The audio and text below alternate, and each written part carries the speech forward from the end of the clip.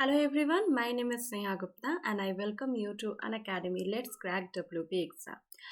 আজকে যে টপিকটা আজকে আমরা ডিসকাস করব that is the perfect strategy for WBCS 2021। এটা মোস্ট ডিমান্ডেড একটা টপিক। প্রচুর তোমরাই অনেকজন আমাকে প্রচুর রিকোয়েস্ট করেছো যে ম্যাম এরকম একটা স্ট্র্যাটেজি ভিডিও বানিয়ে দিন যে আমরা 2-2.5 মাসে মানে ফেব্রুয়ারি মাসে যদি পরীক্ষা হয় তো 2-2.5 মাসে আমরা কি করে কভার আপ করবো পুরো জিনিসগুলো আর কিভাবে করাটা মানে আমাদের জন্য জরুরি হবে যাতে আমরা কভার এক্সামটা ক্লিয়ার করতে পারি। তো আজকে এটাই হচ্ছে টপিক আমাদের। তোমাদের স্ট্র্যাটেজি কি থাকা উচিত আর কিভাবে তোমরা এগোবে এই মাসের মধ্যে তোমরা কিভাবে নিজের প্রিপারেশনটাকে স্ট্রং করবে।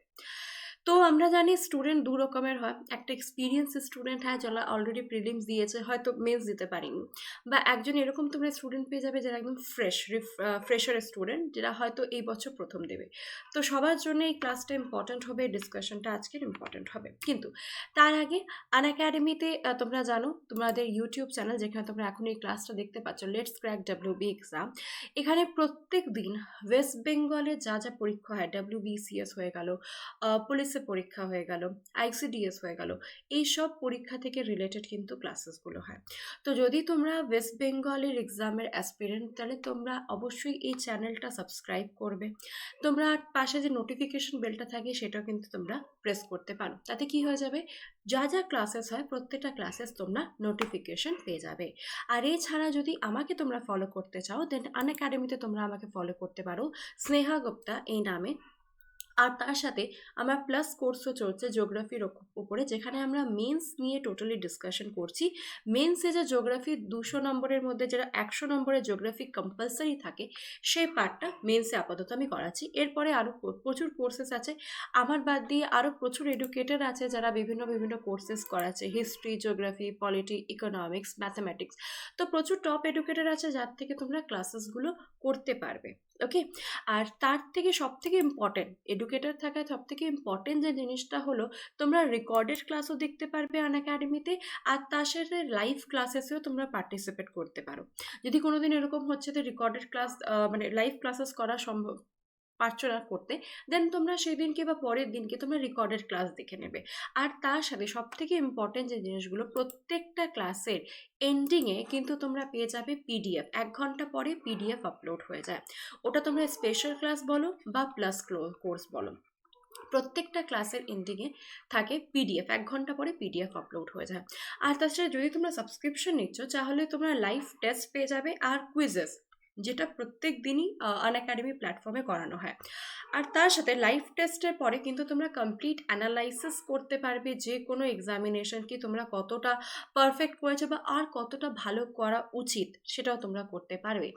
আর প্লাসের আরেকটা যেটা অ্যাডভান্টেজ যেটা আমার খুবই ভালো লাগে দ্যাট ইজ একটা অ্যাজ এ টিচার যেটা আমার খুব ভালো লাগে, অনেকবার এরকম হয় যে ক্লাসে 1 ঘন্টার মধ্যে বা 2 ঘন্টার মধ্যে যেটা পড়ানো হয় হয়তো কোনো স্টুডেন্ট সেটা ক্যাচ করতে পারলো না। তো আনএকাডেমি যদি তোমার প্লাস সাবস্ক্রিপশন নিচ্ছ তাহলে কি হয়ে যাবে প্রত্যেকটা 3টে ক্লাসের পর প্লাসে 3টে ক্লাসের পর যে 4th ক্লাসটা থাকে সেটা থাকে ডাউট ক্লিয়ারিং ক্লাস। মানে তোমাদের যা যা 3টে চ্যাপ্টার হলো যা প্রবলেম আছে সেটা তোমরা 4th ক্লাসে ডাউট ক্লিয়ার করে দাও। ওটা একটা টপিকও হতে পারে, পুরো চ্যাপ্টারও হতে পারে, যা জিনিসে যা প্রবলেম আছে সেটা করানো হয় প্লাসে। তো এটা সব থেকে ইম্পর্টেন্ট। অনেকবার এরকম হয় যে স্টুডেন্টরা ক্লাসে কিছু জিজ্ঞাসা করতে হেজিটেট করে যে ম্যাম কী করে এটা হবে, বা এটা কি করে মানে এটা কি করে হলো, সলিউশনটা কি হবে, বা আর কি ধরনের করে আমরা এই কোশ্চেনগুলো করতে পারি। তো দ্যাটস ওয়াই ডাউট ক্লিয়ারিং ক্লাসটা কিন্তু খুব ইম্পর্টেন্ট হয়ে যায়। আর এছাড়া এরকম না যে অনলাইন ক্লাসেস হচ্ছে তো শুধু তোমরা অনলাইনে শুধু পড়াশোনাটা শুনতে পাচ্ছ, কিছু বলতে পারবে না। তো আনএকাডেমিতে প্ল্যাটফর্মে যা তোমরা করতে পারবে, যদি কোনো ডাউট আছে, যদি কোনো কোশ্চেনে কিছু ডাউট আছে তো তোমরা সেই কোশ্চেনের স্ক্রিনশটটা নিয়েও নিজের এডুকেটরকে কিন্তু জিজ্ঞাসা করতে পারো। এটা স্পেশাল ক্লাসে তোমরা করতে পারো, প্লাস ক্লাসেও করতে পারো। তো এইগুলো সব তোমরা পেয়ে যাবে আনএকাডেমি প্ল্যাটফর্মে।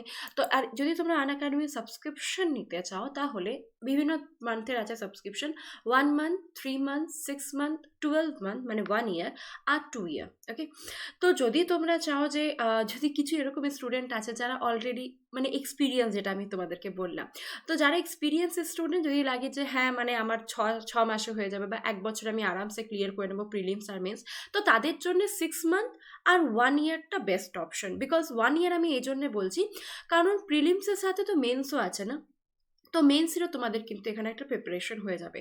বাট যদি কোনো স্টুডেন্ট এরকম আছে যে যার হাতে 2 বছর সময় আছে, এখনই ফ্রেশার, তোমরা এখনই গ্র্যাজুয়েশন পাস করে বেরিয়েছো, গ্র্যাজুয়েট এখনই তোমরা হয়েছো, তাহলে তোমাদের কাছে এখনো 2 বছর সময় আছে, ভালো করে প্রিপারেশন করে তোমরা এগোতে পারো। তো তাদেরকে আমি বলবো তোমরা 2 বছরের সাবস্ক্রিপশনটা নিতে পারো। দেখো, শুধুমাত্র প্রিলিমস না, শুধু প্রিলিমস নিয়ে ভাবলে চলবে না, ফ্রম দ্য ফার্স্ট ডে তোমাদেরকে নিয়ে ভাবতে হবে মেন্সের জন্য। যদি মেন্স নিয়ে ভাবো, দেখবে প্রিলিমস নিজে হয়ে যাবে। তো সেই জন্য বলছি, প্রিলিমস আর মেন্সে যদি কথা বলা হয়, যারা একদম ফ্রেশার স্টুডেন্ট তাদেরকে আমি সবসময় বলবো 2 বছর নিয়ে চলো। আর যারা অলরেডি এক্সাম দিয়ে রেখেছো বা অলরেডি তোমাদের মানে প্রিলিমস হয়ে গেছে, মেন্সে পরীক্ষা দিচ্ছ, মেন্সের জন্য প্রস্তুতি নিচ্ছ, বা অলরেডি হ্যাঁ একটা আইডিয়া আছে, তাদেরকে বলবো যে তোমরা 1 বছর নিতে পারো, খুব ভালো অপশন।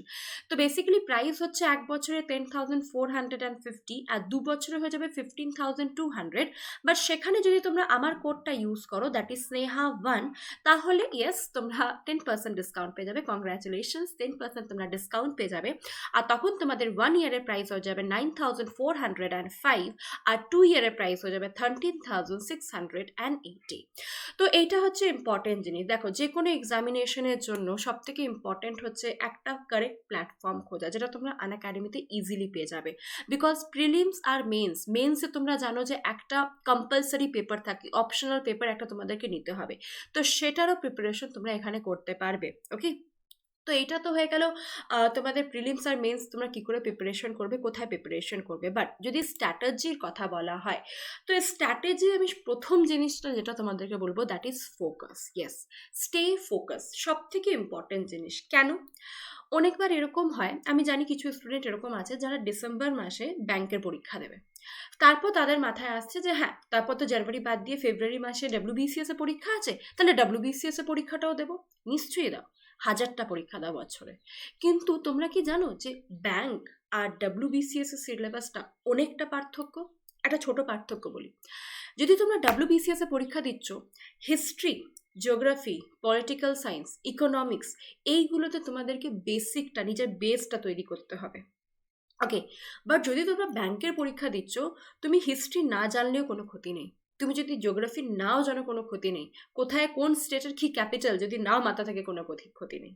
বিকজ ব্যাংকে তো ব্যাংকের নলেজটা প্রথমে দেখবে, তোমাদের ম্যাথামেটিক ক্যালকুলেশনটা কত স্পিডে তোমরা করছো সেটা আগে দেখবে। বাট তোমরা এখানে দিচ্ছ WBCS পরীক্ষা, তো তোমাদেরকে কিছু সাবজেক্ট একদম স্ট্রং করে চলতে হবে, যেরকম হিস্ট্রি, জিওগ্রাফি, পলিটি, ইকোনমিক্স। হ্যাঁ, প্রত্যেকটা সাবজেক্ট আমরা ছোটবেলায় পড়েছি, বাট তোমরা কি জানো যে একটা জিনিস যদি আমরা একটা বছর পর আবার পড়তে স্টার্ট করি, তখন লাগবে যে এই জিনিসটা তো আমরা নতুনই পড়ছি।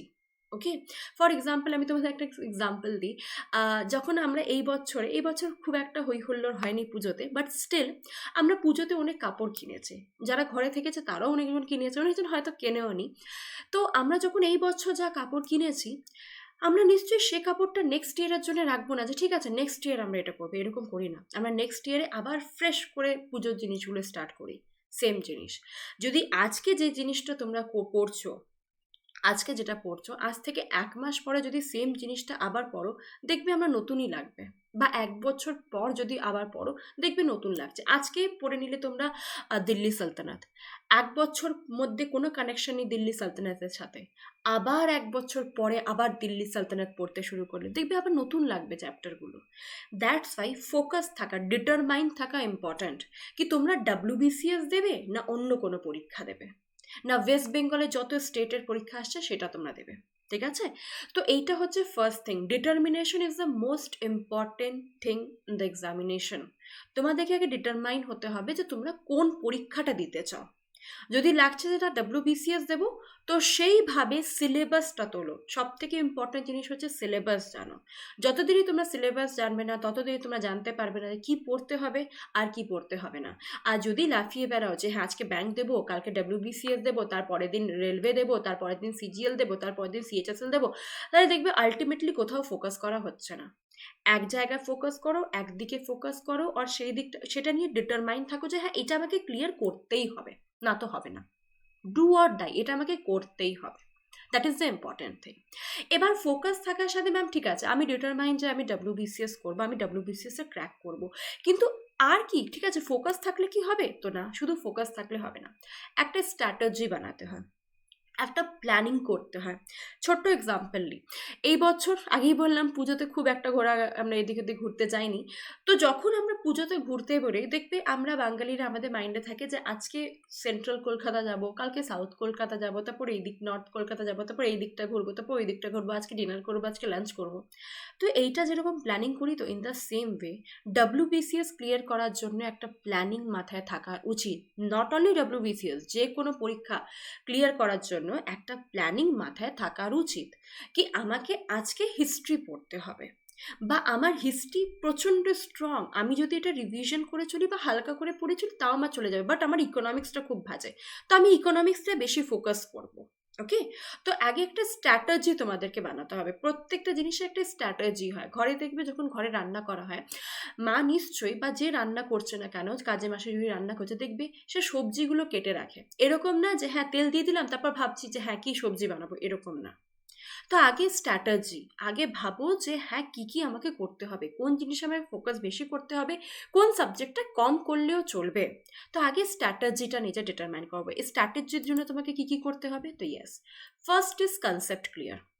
নিজের কনসেপ্টটাকে ক্লিয়ার করো।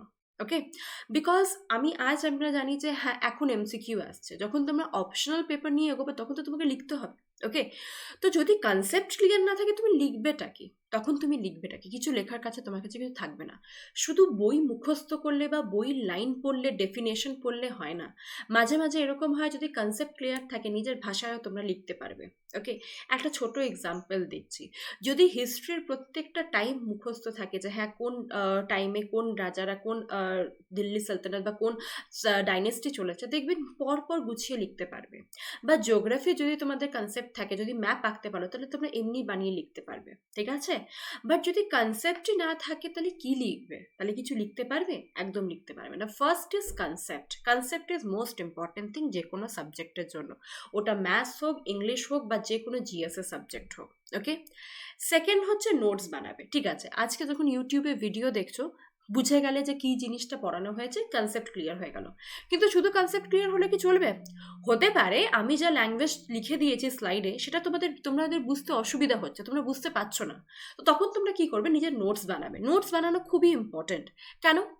প্রথম তো তোমার একটা অভ্যেস হচ্ছে লেখার, তুমি লিখছো, দ্যাট ইজ ভেরি পজিটিভ, একটা বলতে পারি পজিটিভ সাইড তোমার। ওকে, সেকেন্ড, যখন নোটস বানাবে নিজের ল্যাঙ্গুয়েজে বানাবে, তো তুমি জানো যে তোমার ল্যাঙ্গুয়েজের ক্যাপাসিটি কত, তুমি নিজের ল্যাঙ্গুয়েজটা ইজি ডিফিকাল্ট নিজের মতন লিখবে। ওকে, আর থার্ড সব থেকে ইম্পর্টেন্ট জিনিস, যখন পরীক্ষা হলে যাবে সে নোটসটাই তোমাদের কাজে দেবে। ওকে, এটা না যে বই খুলে তখন পড়তে বসে গেলাম, পরীক্ষা আছে 1 ঘন্টা পরে বই খুঁজছি না, তখন যদি নিজের নোটসটা পড়ো না, তার থেকে ভালো কিন্তু কোনো কিছু হয় না। নিজের নোটস হচ্ছে একদম লাস্ট মোমেন্টের সার্ভাইভার। ওকে, আর থার্ড অপশন যেটা হচ্ছে দ্যাট ইজ টেস্ট। যত পারো টেস্ট দেবে, বা টেস্ট কি করে দেবে কি না সেসব আমি আগে গিয়ে বলছি। তো 3টে জিনিস খুব ইম্পর্টেন্ট, কনসেপ্ট ক্লিয়ার করো, নোটস বানাও, তারপর সেই নোটসটা যা যা বানিয়েছো সেটা পরীক্ষা দাও, যা যা চ্যাপ্টার পড়েছো সেটা পরীক্ষা দাও। ওকে, এবার অনেকে বলছে ম্যাম তোমার টাইম টেবিল বানিয়ে দেবেন বা কি করে পড়বো সেটা। তো টাইম টেবিল বানানোর আগে আমি তোমাদেরকে সিলেবাসটা জানাতে চাই। 2 পার্টে সিলেবাসটা আমি রেখেছি, একটা প্রিলিমস আর এর পরেরটা আছে মেন্সেরটা বলবো, ঠিক আছে।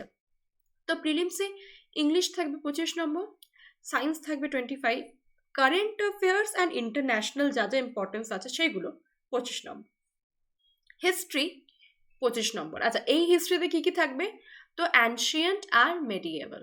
ওকে, geography with reference to west Bengal, এই যে এখানে হয়ে যাবে খুব important part, with reference to west Bengal 25 number. Okay, political science আর তার সাথে ইকোনমিক্স 25 নম্বর, দুটো সাবজেক্ট মিলিয়ে 25 নম্বর।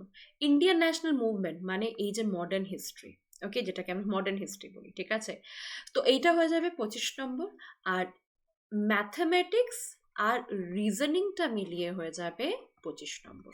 তো টোটাল তোমরা 8টা পার্ট পেয়ে যাবে, প্রত্যেকটা সাবজেক্ট থেকে পাবে তোমরা 25টা কোশ্চেন, আর প্রত্যেকটা কোশ্চেনে থাকবে 1 মার্কস করে, তো টোটাল 200। ওকে, 200টা কোশ্চেন 200টা মার্কস, টাইম হয়ে যাবে 2.5 ঘন্টা। আর লাস্টে ওরকম একটা ওএমআর শিট এখানে দেখলে তো, এই ওএমআর শিটটাই ভরতে হয়, এরকম একটা ওএমআর শিট থাকে। ওকে, এখনো তো অনলাইন হয়নি, তো ওএমআর শিট তোমাদেরকে ভরতে হবে। এবার মেন্সের একটুখানি ফোকাসটা দেখে নাও, মেন্স কি কি করতে হবে। তো প্রথমটা থাকবে তোমাদের ল্যাঙ্গুয়েজ, যে কোনো ল্যাঙ্গুয়েজ, ওটার মধ্যে তোমরা রিজনাল ল্যাঙ্গুয়েজ যেটা তোমাদের ইচ্ছা সেটা তোমরা নাও, বেঙ্গলি, হিন্দি, উর্দু, নেপালি বা সাঁওতালি, 200 নম্বর, ঠিক আছে, 200টা ওয়ার্ডে তোমাদের লিখতে হবে, ঠিক আছে। তারপর পেপার 2 থাকবে ইংলিশ। ওকে, এটাতেও তোমাদেরকে প্রেসি, কম্পোজিশন এইগুলো সব লিখতে হবে, ঠিক আছে। ট্রান্সলেশন থাকে এটার মধ্যে, তার সাথে ট্রান্সলেশন ফার্স্ট পেপারেও থাকে। ওকে, তার সাথে পেপার 3 এখান থেকে হয়ে যাবে মেন জিনিস। পেপার 3তে তোমরা পেয়ে যাবে হিস্ট্রি আর জিওগ্রাফি, 100 হিস্ট্রি, 100 জিওগ্রাফি। ওকে, পেপার 4টা কিন্তু খুব ভাস্ট, খুবই ভাস্ট। কি কি আছে দেখো, জেনারেল স্টাডিজ 2-এ কি কি আছে, সায়েন্স, সায়েন্সের সাথে এনভায়রনমেন্ট, জেনারেল নলেজ যেটাকে আমরা স্ট্যাটিক জিকে বলি, তার সাথে কারেন্ট অ্যাফেয়ার্স। আচ্ছা, সায়েন্সটা একটুখানি যদি আমরা দেখি, তাহলে এখানে আমরা ফিজিক্স, কেমিস্ট্রি, বায়োলজি এই 3টেই পার্ট পেয়ে যাব।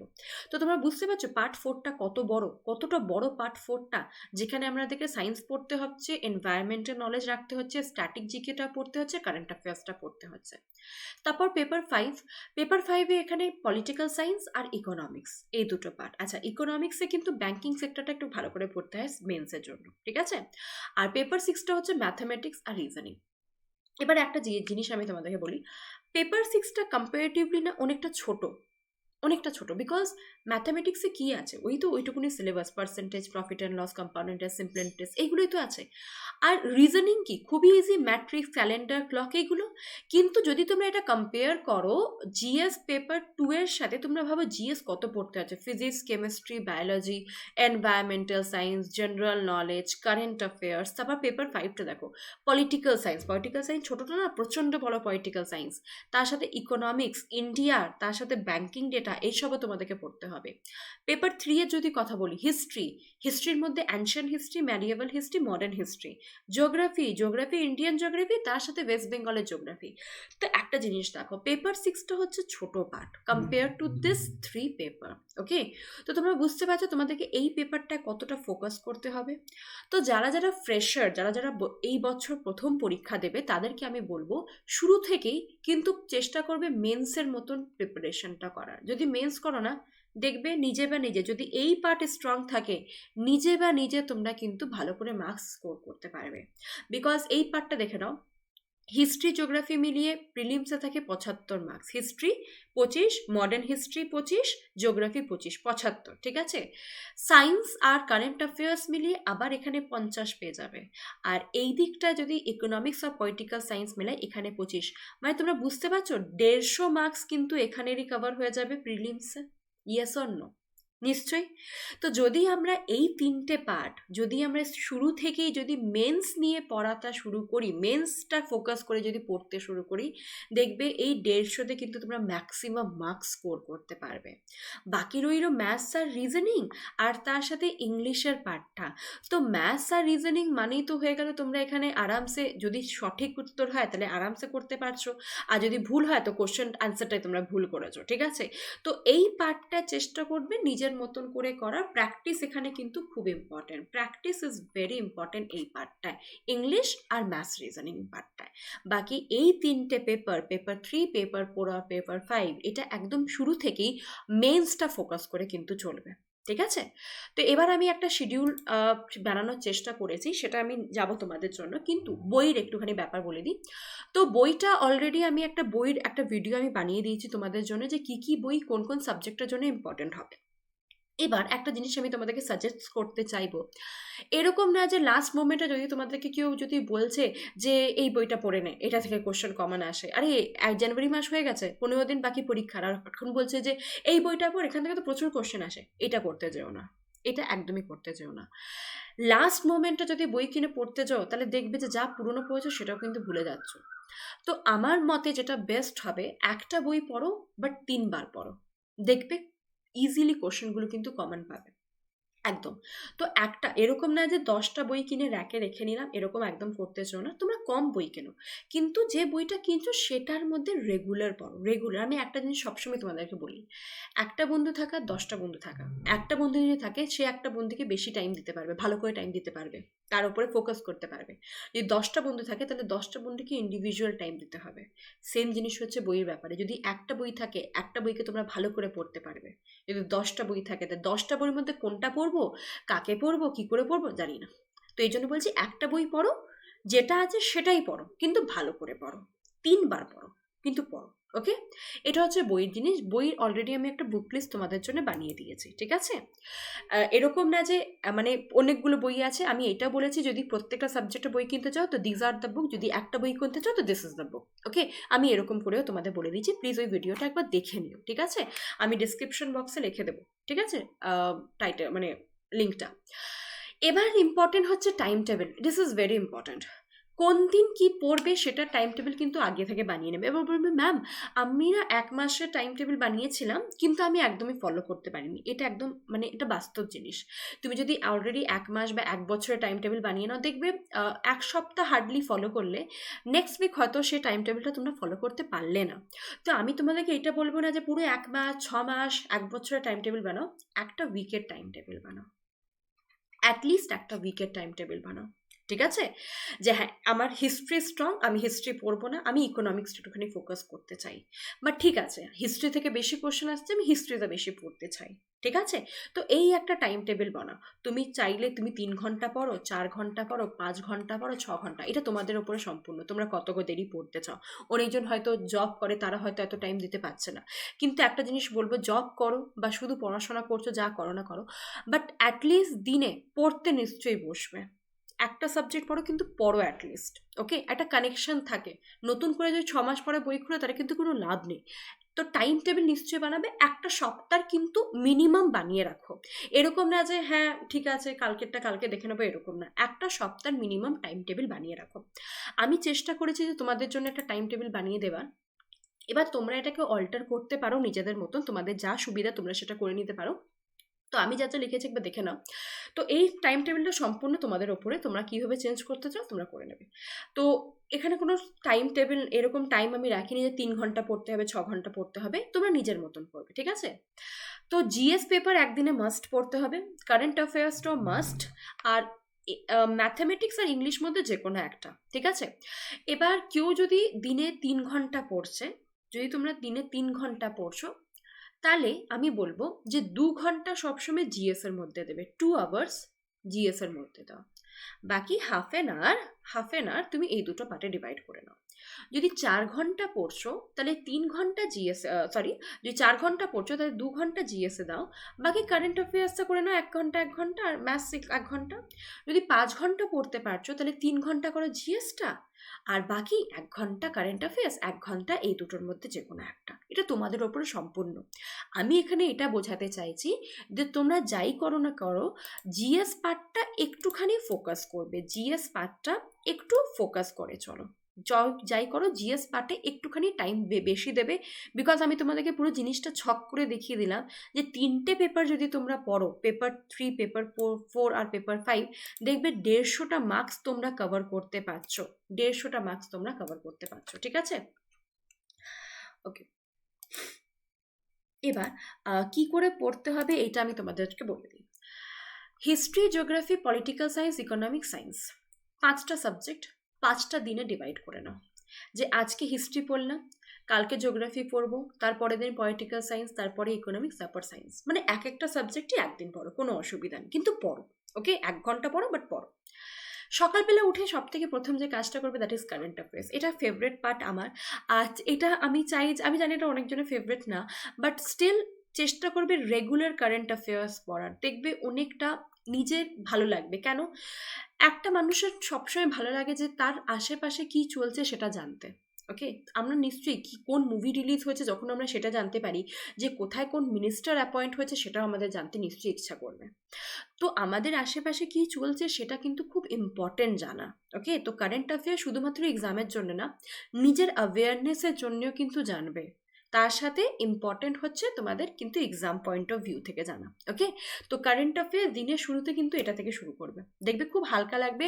আর যখন নিজের পয়েন্ট অফ ভিউটা লোককে বলতে পারবে যে হ্যাঁ আজকে আমি এই নিউজটা পড়লাম, এরকম চলছে এই জিনিসে, দেখবে খুব ভালো লাগবে। নিজের অ্যাওয়ারনেসটা লোকে যখন জানাবে খুব ভালো লাগবে। তো পরীক্ষার এক্সাম্পের পয়েন্ট অফ ভিউ থেকে পড়তে পারবে, নিজের অ্যাওয়ারনেসও তোমরা রাখতে পারবে, ঠিক আছে। তারপরে জিএস 1 ঘন্টা পড়ো, 2 ঘন্টা পড়ো, একটা সাবজেক্ট কিন্তু রেগুলার পড়বে, ঠিক আছে। হিস্ট্রি পড়ছো তো একদিন হিস্ট্রি পড়ো, নেক্সট ডে জিওগ্রাফি পড়ো, ঠিক আছে। আর দিনের শেষে চেষ্টা করবে ম্যাথস বা ইংলিশের যে কোনো সেট কিন্তু সলভ করা। আইদার ম্যাথস করো, আজকে ম্যাথস করো, পরের দিন ইংলিশ করো, তারপরে আবার ম্যাথস করো নেক্সট দিন, তারপর হবে অল্টারনেট করে তোমরা যেতে পারো, ঠিক আছে। তো এইটা টোটালি প্র্যাকটিসের ওপরে। তো যত পারছো প্রিভিয়াস ইয়ার পেপার সলভ। ওকে, এটা কিন্তু খুব হেল্পফুল হবে। তো এবার তোমরা দেখে নাও তো যে তোমরা কি করে টাইম টেবিল ফলো করবে, কি করে কোন টাইমে পড়বে, এটা সম্পূর্ণ তোমাদের উপরে। আমি একটা চেষ্টা করেছি তোমাদেরকে একটু করে হালকা করে দেওয়া, কি করে টাইম টেবিলটা তোমরা নিজে মেনটেন করতে পারো, ঠিক আছে। এবার পার্টটা হচ্ছে যে হ্যাঁ ম্যাম রোজ পড়ছি, কিন্তু রোজ পড়ে তো কোনো লাভ তো হচ্ছে না, রিভিশন তো করতে পারছি না। তো রিভিশন মানে হচ্ছে সাপোজ আজকে আমি তোমাদেরকে জিওগ্রাফি পড়াচ্ছি, ভেবে না আজকে আমি তোমাদেরকে পড়ালাম সোলার সিস্টেম, ঠিক আছে। তো নেক্সট ডে আমি যখন এই চ্যাপ্টারটা পড়াবো বা নেক্সট ডে যখনই আমার ক্লাস হচ্ছে না কেন, যখন তোমরা অন্য একটা চ্যাপ্টার স্টার্ট করতে যাবে, ভেবে নাও সোলার সিস্টেমে পড়ে তোমরা আর্থ পার্টটা স্টার্ট করতে যাবে, তো কি করবে, আর্থটা পড়ার আগে অ্যাটলিস্ট 15 মিনিট 20 মিনিট সে সোলার সিস্টেমের চ্যাপ্টারটা একবার রিভাইজ করে নেবে, একবার চোখটা বুলিয়ে নেবে, ঠিক আছে। যখন ক্লাসে পড়ছো না তখন তো নোটস বানাচ্ছ, সে নোটসটাই একবার পড়ে নাও, দেখবে খুব ইজি লাগবে। এটা হচ্ছে রিভিশনের ফার্স্ট থিং। একদম ফার্স্ট থিং হচ্ছে চ্যাপ্টার ওয়াইজ রিভিশন করা। দেখো আমি তোমাদের রিভিশনের ব্যাপারটা রেখে দিয়েছি কি করে রিভিশন করবে। তো আজকে যা পড়ানো হচ্ছে, নেক্সট ডে যখন ওই সাবজেক্টটা আবার হচ্ছে আমার ক্লাসের আগে কি করবে, জাস্ট আগের চ্যাপ্টারটা একবার রিভাইজ করে নেবে। যদি কিছু ডাউট থাকে নিশ্চয়ই জিজ্ঞাসা করবে ক্লাসে, ঠিক আছে। তো প্রথম হচ্ছে চ্যাপ্টার রিভিশন, যেদিন পড়ানো হচ্ছে পরের চ্যাপ্টার শুরু হবার আগে আগের চ্যাপ্টারটা রিভিশন, ঠিক আছে। সেকেন্ড হচ্ছে এমসিকিউজ। যে চ্যাপ্টারটা পড়ানো হচ্ছে যখন দেখছো যে হ্যাঁ আমার চ্যাপ্টার রিভিশনটা হয়ে গেছে, সেদিনকে চেষ্টা করবে সে চ্যাপ্টারে এমসিকিউ সলভ করার, খুবই ইম্পর্টেন্ট। এমসিকিউ করলে দুটো জিনিস হয়। প্রথম তো তুমি নিজের প্রিপারেশনটা জাজ করতে পারছো যে এই চ্যাপ্টারটা আমার কতটা পড়া হয়েছে বা আমাকে আর কতটা পড়তে হবে। সেকেন্ড, এমসিকিউ করলে একটা পজিটিভ এনার্জি আসে। পজিটিভ এনার্জি হয়তো এরকম হতে পারে যে ম্যাম এমসিকিউতে 20টা কোশ্চেন ছিল, মাত্র 5টা পেরেছি, এটাতে কি পজিটিভ এনার্জি আসবে। তো অনেকবার এরকমও তো হতে পারে, ঠিক আছে 20টার মধ্যে তুমি 5টা করলে, 20টার মধ্যে তুমি 19টাও তো করতে পারো, ঠিক আছে। তুমি একটা জিনিস ভাবো, যদি তুমি 20টার মধ্যে 5টা ঠিক করেছো, এর মানে কি তোমার চ্যাপ্টারটা নিশ্চয়ই পুরোপুরি সম্পূর্ণভাবে হয়নি, তোমাকে আরও পড়তে হবে। তো সেটা একটা পজিটিভ এনার্জি, পজিটিভভাবে নেবে যে হ্যাঁ আমাকে চ্যাপ্টারটা আরেকবার রিভিশন করতে হবে, আমাকে চ্যাপ্টারটা আরেকবার পড়তে হবে। তাহলে হয়তো আমি নেক্সট টাইম 20তে নিশ্চয়ই 19 না পাই, 15 তো পাবো, ঠিক আছে। বাট যদি তুমি 20তে 19 পাচ্ছ তাহলে ভেরি গুড, এর থেকে ভালো আর কিছু হচ্ছে না। তো দুটো পার্টে রিভিশন করবে, একটা তো চ্যাপ্টার রিভিশন করবে ক্লাসের আগে, সেকেন্ড ক্লাসটা স্টার্ট হওয়ার আগে। তারপরে যখন সেকেন্ড ক্লাসটা হয়ে গেল, প্রথম চ্যাপ্টারই তোমরা এমসিকিউ সলভ করে নেবে, এটা প্যাটার্ন হওয়া উচিত। সেকেন্ড, যখন দেখছো যে জিওগ্রাফিতে 18টা চ্যাপ্টার কমপ্লিট পুরো পড়ে নিয়েছো, মানে 3 মাস লেগেছে পুরো জিওগ্রাফি কমপ্লিট করতে, 3 মাসে পুরো জিওগ্রাফি কমপ্লিট করে ফেলেছো, তারপরে এতদিন তোমরা যখন জিওগ্রাফি পড়ছিলে কি করছিলে, চ্যাপ্টার রিভিশন করছিলে, এমসিকিউ করছিলে, chapter revision MCQ, chapter revision MCQ. But যখন পুরো জিওগ্রাফিটা কমপ্লিট, জিওগ্রাফি এন্ডে পৌঁছে গেলাম, ঠিক আছে, তারপরে কি করবে, প্রিভিয়াস ইয়ার পেপার। এটা আমি সবসময় বলি, পরীক্ষার কিন্তু অ্যাটলিস্ট 2 মান্থস আগে থেকে, 2 মান্থস আগে থেকে কিন্তু প্রিভিয়াস ইয়ার পেপার কিন্তু সলভ করা কিন্তু স্টার্ট করো। প্রিভিয়াস ইয়ার পেপার করলে দুটো জিনিস হয়। প্রথম, তো সেই চ্যাপ্টার থেকে কতগুলো কোশ্চেন্স এসেছে সেটা তোমরা জেনে যাবে। ওকে, যেরকম একটা এক্সাম্পল আমি দিই তোমাদেরকে জিওগ্রাফি থেকে, ওশান কারেন্ট থেকে খুব একটা প্রিলিমসে কোশ্চেন দেয় না, পেপার খুলে দেখে নিও, ঠিক আছে। কিন্তু যদি তোমরা পেপারস খুলে দেখো প্রিলিমসে, দেখবে রিভার্স থেকে প্রচুর কোশ্চেন আছে, মাউন্টেন থেকে প্রচুর কোশ্চেন আছে, ফিজিক্যাল ডিভিশন প্রচণ্ডভাবে কোশ্চেন পেয়ে যাবে, ঠিক আছে। তো that is the important thing, যে কোন চ্যাপ্টারটা আমাদের জন্য ইম্পর্টেন্ট হবে সেটা কিন্তু খুব ইম্পর্টেন্ট, প্রিভিয়াস ইয়ার পেপার থেকে আমরা জানতে পারবো। ওকে, সেকেন্ড, প্রিভিয়াস ইয়ার পেপার থেকে অনেকবার কি হয় না, সলভ করতে করতে আমরা অনেক কোশ্চেন কমন পেয়ে যাই। কেন? পানিপথের লড়াই যখন প্রিভিয়াস ইয়ার কোশ্চেনে এসেছিল তখনও 1526 ছিল। তুমি যখন পেপারটা সলভ করবে, একবার সলভ করো, 10বার সলভ করো, 25বার সলভ করো, 1526ই থাকবে, চেঞ্জ হবে না। তো কিছু কোশ্চেন এরকম হয় যখন আমরা সলভ করতে থাকি, রেগুলার সলভ করতে থাকবি, দেখবে কোশ্চেনগুলো আমরা কমন পেতে থাকবো। That is the most important thing. Question যত কমন হবে তাহলে তো ক্যা বাত হ্যাঁ, that is the important thing. Solve, practice make a man perfect. যত পারো কোশ্চেন সলভ করো, পেপার কোশ্চেন কি এসেছে সেটা জানার জন্য, কোশ্চেন কমন পাওয়ার জন্য। ওকে, তো এইটা তোমাদের স্ট্র্যাটেজি থাকা উচিত। এবার কি বই পড়বে কি না, এটার বুক লিস্ট আমি আগেই বলেছি, আমি টোটালি তোমাদের জন্য বানিয়ে ফেলেছি, ঠিক আছে? তো এইগুলো করবে। আর তার সাথে ইয়েস, জিওগ্রাফির জন্য তো আমি সবসময় তোমাদের সাথে আছি। প্রত্যেকদিন ইউটিউবে আমি 7টার সময় ক্লাস নিই, লেটস ক্র্যাক ডাব্লিউবি এক্সাম চ্যানেলে, যেখানে 7টার সময় রোজ আমি জিওগ্রাফি ক্লাসটা নিই, তোমরা সেটা ফলো করতে পারো। আর তার সাথে আনএকাডেমির অ্যাপে প্রত্যেকদিন 11টার সময় কারেন্ট অ্যাফেয়ার্সটা নিই, নিশ্চয়ই সেটা ফলো করবে। দেখবে প্রচুর স্টুডেন্ট বলেছে হ্যাঁ ম্যাম হেল্পফুল হয়েছে। আর যদি তোমরা প্রথমবার ভিডিওটা দেখছো, দেখবে তোমাদের জন্য যদি দেখো ভিডিওসগুলো, নিশ্চয়ই তোমাদের জন্য সেটা হেল্পফুল হবে। এবার যে জিনিসটা আমি তোমাদেরকে বলবো, প্রথমটা ডিসিপ্লিন।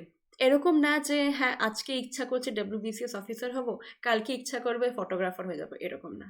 একটা ডিসিপ্লিন থাকা উচিত, পড়ার টাইম টেবিল থাকা উচিত, সেটা কিন্তু তোমাদেরকে ফলো করতে হবে। এরকম না যে আজ ফলো করলাম, 2 মাস পর সেই টাইম টেবিলটা ছিঁড়ে কোথা ফেলে দিলাম, এরকম না। ডিসিপ্লিন থাকা উচিত যে হ্যাঁ আমাকে এটা ক্লিয়ার করতেই হবে। Second, smart work. Smart work মানে হচ্ছে যত পারো কনসেপ্ট ক্লিয়ার করো আর প্রিভিয়াস ইয়ার পেপার সলভ করো, that is a smart work. তার সাথে হার্ড ওয়ার্ক। স্মার্ট ওয়ার্ক মানে এটা না যে হ্যাঁ একটা মোবাইল খুললাম, মোবাইলে শুনলাম 2x স্পিডে একটা ভিডিও শুনে নিলাম, হয়ে গেল আমার চ্যাপ্টার কমপ্লিট। স্মার্ট ওয়ার্ক মানে হচ্ছে প্রিভিয়াস ইয়ার সলভ করো, ওকে, প্রিভিয়াস ইয়ার কোশ্চেন সলভ করো, ওকে। বাট হার্ডওয়ার্ক মানে হচ্ছে যতদিন সে গোলটা তোমরা অ্যাচিভ করছো না, ততদিন কিন্তু তোমরা শান্তিতে থাকতে পারবে না। এটা হচ্ছে হার্ডওয়ার্ক। যতদিন গোল নিজের অ্যাচিভ করতে পারছো না, ততদিন কিন্তু ঘুমোলে চলবে না, ততদিন এটা বললে চলবে না যে ম্যাম আজকে দুপুরে কেন ক্লাস লিখেছেন, আজকে দুপুরে তো ঘুমোবো, এরকম না। হার্ডওয়ার্ক মানে হচ্ছে 1 বছর ভালো করে পড়াশোনা করে না, দেখবে তার পরের বছর থেকে আর পড়তে মানে আর পড়ার দরকারই পড়বে না, ঠিক আছে? যদি আজকে ঘুমোচ্ছ দুপুরবেলা, যদি লাগছে ঠিক আছে আজকে একটুখানি রেস্ট নিয়ে কালকে পড়ে নেবো, দেখবে পরের বছর থেকে আবার 0 থেকে স্টার্ট করতে হবে। তো হার্ডওয়ার্ক মানে করো, কিন্তু কম ডিউরেশনের জন্য করো, ঠিক আছে? এরকম না যে আজও পড়ছি 10 ঘন্টা, আজ থেকে 2 বছর পরেও পড়ছি 10 ঘন্টা, ওকে। আর যারা ফ্রেশার স্টুডেন্ট তাদেরকে আমি বলবো, যাদের কাছে এখনো টাইম আছে 1 বছর 2 বছর, তাদেরকে আমি এটা বলবো, তোমরা সবসময় মেন্সটাকে মানে এখন যদি 2021 যদি নাও ক্লিয়ার করতে পারছো, তাহলে এটা বলবো যারা ফ্রেশার তাদের জন্য, তোমাদের কাছে টাইম আছে, তোমরা মেন্সটাকে ফোকাস করে এগো। এখন নিশ্চয়ই প্রিভিয়াস ইয়ার পেপার দেখো, বাট মেন্সটাকে যদি ফোকাস করে বেরোবে না, আমি তোমাদেরকে পুরো মার্কসগুলো ডিভাইড করে দিলাম যে 150 নম্বর তোমরা কোথা থেকে পাবে। তো যদি মেন্সটাকে ফোকাস করে চলো না, দেখবে আরামসে প্রিলিমসটা তোমাদের এমনি ক্লিয়ার হয়ে যাবে, কিচ্ছু লাগবে না আলাদা করে পড়তে। প্রিলিমসের আগে 2 মাস আগে কি করবে, শুধু প্রিভিয়াস ইয়ার পেপার সলভ করবে, তখন মেন্সের জন্য একদম বন্ধ করে দাও, তখন শুধু প্রিভিয়াস ইয়ার পেপার সলভ করবে। এইটা স্ট্র্যাটেজি থাকা উচিত। আর কারেন্ট অ্যাফেয়ার্স কিন্তু কোনোদিনও পড়া ছাড়বে না। আজ পরীক্ষা ক্লিয়ার হয়নি, আজও পড়বে, যেদিনকে পরীক্ষা ক্লিয়ার হয়ে যাবে, যখন চাকরি পেয়ে যাবে, তখনও কিন্তু কারেন্ট অ্যাফেয়ার্স পড়বে। খুবই ইম্পর্টেন্ট আমাদের চারিদিকে অ্যাওয়ারনেসটা রাখা, ঠিক আছে? এবার লাস্ট যে জিনিসটা আমি তোমাদেরকে বলবো, যে যাই বলে নিক না কেন যে হ্যাঁ 2 বছর পড়াশোনা করছিস কিচ্ছু হয়নি আর কিচ্ছু হবে না, প্রাইভেটে ঢুকে যা, কোনোদিনও না। যদি তোমাকে বিশ্বাস আছে যে হ্যাঁ আমি করতে পারবো, তো তুমি নিশ্চয়ই করতে পারবে। 10টা লোকের কথা শুনে কিন্তু কোনো লাভ হবে না। Always believe in your self, ঠিক আছে? যদি নিজের উপরে বিশ্বাস করো, দেখবে নিশ্চয়ই এক্সামটা ক্লিয়ার করতে পারবে। হয়তো এই বছর হবে না, নেক্সট বছর কিন্তু নিশ্চয়ই হবে। আর যারা অলরেডি এক্সপিরিয়েন্স মানে যারা অলরেডি প্রিলিমস এক্সাম দিয়ে দিয়েছো, তাদেরকে একটা জিনিস বলবো, এখন যেটা টাইম হচ্ছে, কনসেপ্ট দেখো, তোমরা এক্সপিরিয়েন্স মানে কি, তোমাদের অলরেডি কনসেপ্টটা ক্লিয়ার, এখন শুধু তোমাদের হচ্ছে তোমরা প্রিভিয়াস ইয়ার পেপার সলভ করো, প্রিভিয়াস ইয়ার পেপার সলভ করো, ঠিক আছে? আর টাইম টেবিল কিন্তু খুব ইম্পর্টেন্ট, আমি যেভাবে বানালাম তোমরা সেটাও ফলো করতে পারো, নিজের মতনও করতে পারো, ঠিক আছে? আর and always believe in yourself, আমি সবসময় তোমাদের পাশে আছি, যা তোমাদের দরকার লাগবে কিন্তু আনএকাডেমি, তার সাথে আমি যা যা ক্লাসেস নিই ইউটিউব চ্যানেলে লেটস ক্র্যাক ডাব্লিউবি এক্সাম, সেখানে তোমরা বলবে যে হ্যাঁ ম্যাম এই জিনিসটা লাগবে, নিশ্চয়ই তোমাদের জন্য করানো হবে। স্পেশালি ফ্রেশার ক্লাসও আছে আনএকাডেমিতে, যেটা ফ্রি অফ কস্ট, ওটাতে কোনো টাকা লাগে না, তোমরা সেই ক্লাসেসও করতে পারো, নিজের বন্ধুদের সাথে ক্লাসেসগুলো শেয়ার করবে। আর একটা জিনিস, কারোর কথায় কোনোদিনও কান দেবে না যে হ্যাঁ এটা ডিফিকাল্ট হচ্ছে এই পরীক্ষাটা, এটা ক্লিয়ার করা সম্ভব না। আর যদি কেউ বলছে যে হ্যাঁ হ্যাঁ 1 বছর প্রচুর টাইম আছে, আরও আরামসে পড়বো, এরকম করবে না। জেনে নেবে আজকে তোমাদের লাস্ট ডে, আজকে থেকে যদি প্রিপারেশন স্টার্ট না করো কাল থেকে স্টার্ট করতে পারবে না, ঠিক আছে? আজকে যেটা করো আজকেই করো, কালকে থেকে কিছু করা কিন্তু প্রশ্ন ওঠে না। যদি প্রিপারেশন স্টার্ট করা আছে আজকে থেকে করো, ওকে? আর লোকের কথা কান না, always believe in your self, দেখবে আরামসে পরীক্ষা ক্লিয়ার হবে, নিশ্চয়ই হবে। এতজন যখন ক্লিয়ার করছে তোমরাও ক্লিয়ার করতে পারবে, ওকে? বাকি বই সব কিছু আমি তোমাদেরকে বলে দিয়েছি। আর হ্যাঁ, যদি সেশনটা তোমাদের ইউজফুল লাগে তাহলে নিশ্চয়ই সেশনটা লাইক করবে আর নিজের বন্ধুদের সাথে কিন্তু শেয়ার করবে। শেয়ার কিন্তু খুব ইম্পর্টেন্ট, বিকজ তোমরা যতটা শেয়ার করবে, যত মানে আমরা কমেন্টস পাবো নতুন নতুন, যত নতুন সাবস্ক্রাইবার জুড়বে, আমরা মোটিভেটেড হব নতুন এরকম ভিডিওস আনার। এগুলো সব তোমাদেরই আইডিয়া যে ম্যাম স্ট্র্যাটেজি বানিয়ে দিন, ম্যাম বুক লিস্ট বানিয়ে দিন। তো তোমরা যতটা শেয়ার করবে, যত নিজের বন্ধুদেরকে কানেক্ট করবে, তাতে আমাদের খুব ভালো হবে, আমরা নতুন আইডিয়া পাবো। আর তার সাথে যদি সাবস্ক্রিপশন নিতে হয় তাহলে আনএকাডেমিতে তোমরা আমার কোডটা ইউজ করবে, মাই কোড ইজ স্নেহা1, ওকে? এই কোডটা তোমরা ইউজ করতে পারো, যেখানে তোমরা 10% ডিসকাউন্ট পেয়ে যাবে। আর yes, let's crack WB exam প্রত্যেকদিন আমার ক্লাস এখানে 7টার সময় লাইভ থাকে, do join the session. I hope তোমাদের জন্য এটা ইউজফুল হবে। আর নিচের ভিডিও ডেসক্রিপশন বক্সে তোমরা টেলিগ্রাম চ্যানেলের লিঙ্ক পেয়ে যাবে, সেই টেলিগ্রাম চ্যানেলটা তোমরা জয়েন করে নিও, যেখানে তোমরা প্রত্যেকটা ক্লাসের কিন্তু নোটিফিকেশন পেয়ে যাবে। তার সাথে সেশনটা like share and subscribe our channel. Thank you everyone.